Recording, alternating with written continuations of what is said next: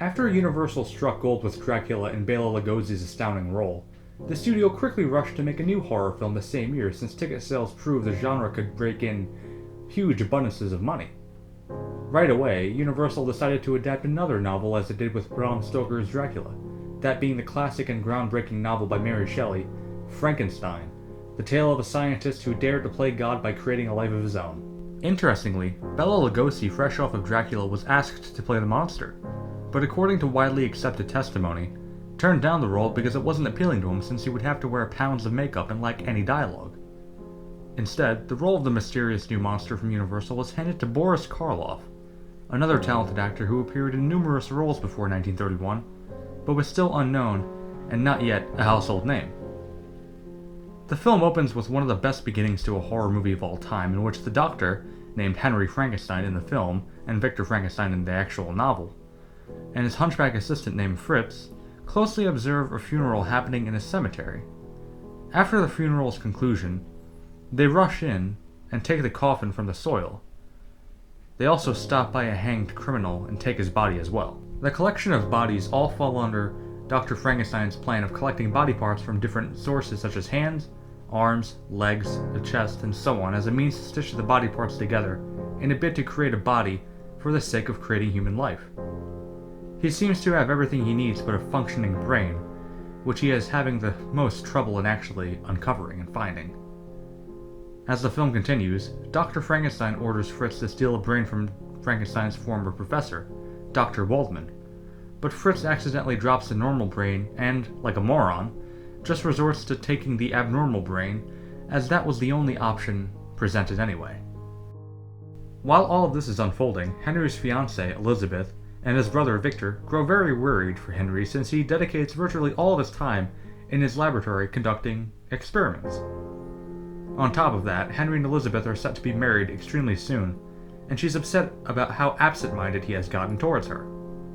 Henry's scientific ambitions turn to grim and horrifying obsession as he grows increasingly power-hungry and fanatical. Henry, you're inhuman. You're crazy. Crazy, am I? We'll see whether I'm crazy or not. The monster's reveal is a very interesting series of shots and close-ups, and what we get becomes quite possibly the most recognizable and iconic monster look of all time. The strangely shaped head, electric bolts in the neck, and Boris Karloff's creepily mesmerizing face under the makeup. The iconic Frankenstein's monster makeup can be seen everywhere, and especially around the Halloween season, and has been both parodied and imitated countless of times. It was done by a master of makeup effects named Jack Pierce, who would go on to work on the makeup jobs on future Universal monsters, such as the Mummy and the Wolfman. But back to Frankenstein.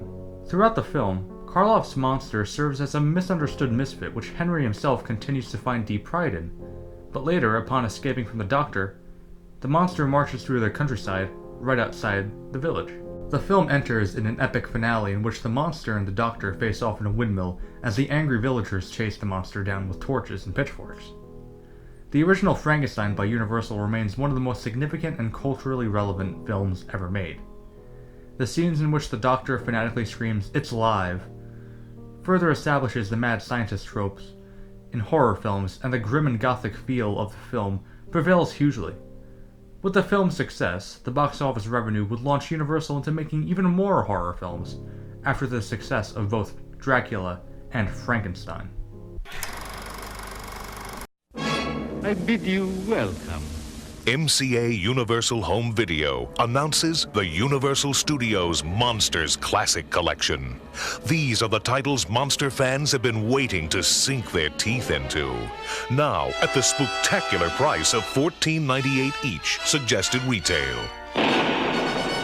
Frankenstein, Dracula, the Wolfman, the Mummy, the Invisible Man, Creature from the Black Lagoon, The Phantom of the Opera, The Bride of Frankenstein, Son of Dracula, Son of Frankenstein, Frankenstein meets the Wolfman, The Black Cat, The Raven, plus these new releases, the Spanish version of Dracula, a collector's treasure.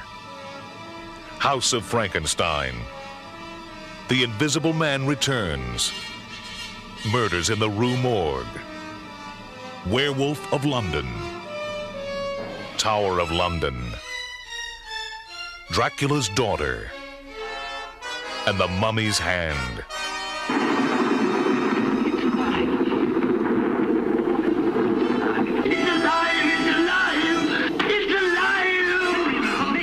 Visit your local video retailer and ask for the Universal Studios Monsters Classic Collection.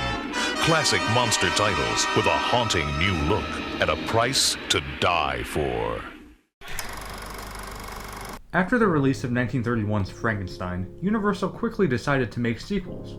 What became the result was a total of 8 movies in the Universal Frankenstein series, running from the entirety of the Golden Age of Horror, from 1931 to 1948. The first sequel, Bride of Frankenstein, has been called a superior film to the original, and is a very rare example of a horror sequel that actually manages to surpass the original. The film, of course, entails Dr. Frankenstein giving in to the demands of Dr. Pretorius, who keeps insisting that Henry must work on the monster again, and on top of that, create a mate for the monster. The Bride of Frankenstein also ended up becoming an iconic figure in the horror genre, but only appeared in this film. The beautifully crafted mix between dark humor and disturbing subject matter create a very nice, chiller horror film. Son of Frankenstein, the third of the series, I regard as the best in the series. It somehow manages to surpass both the original and Bride in a very stylish yet gothic and eerie kind of way, and seeing Bela Lugosi as the broken-necked Igor is a real treat, as some say it's his best performance. The fourth film, Ghost of Frankenstein, picks up where Son left off as Igor and the monster, now played by Lon Chaney Jr., whose signature role is the Wolfman, travel to another relative of the Frankenstein family as a means to replace Igor's old body with a new one, potentially putting Igor's brain in the monster's body. The next 3 films, Frankenstein Meets the Wolfman, House of Frankenstein, and House of Dracula, all practically go hand in hand, as Frankenstein Meets the Wolfman, the first crossover movie ever made by the way, pit the Frankenstein monster, now played by Bela Lugosi, against Lon Chaney Jr.'s The Wolfman, to the battle of the death and an epic climax. Both House films feature Dracula, now played by John Carradine, who appeared in very small roles for Universal in the past. Frankenstein's monster, now played by Western movie legend Glenn Strange, and Lon Chaney Jr.'s Wolfman all appeared in huge comic book style monster mash of films. Finally, in 1948, Abbott and Costello Meet Frankenstein featured all 3 monsters alongside probably the best comedian duo of all time, Bud Abbott and Lou Costello. Lugosi would reprise the role of Dracula in that film, but Karloff refused to reprise the role of the monster, a move which is unfortunate considering how great it would be seeing Karloff in the role again after all those years.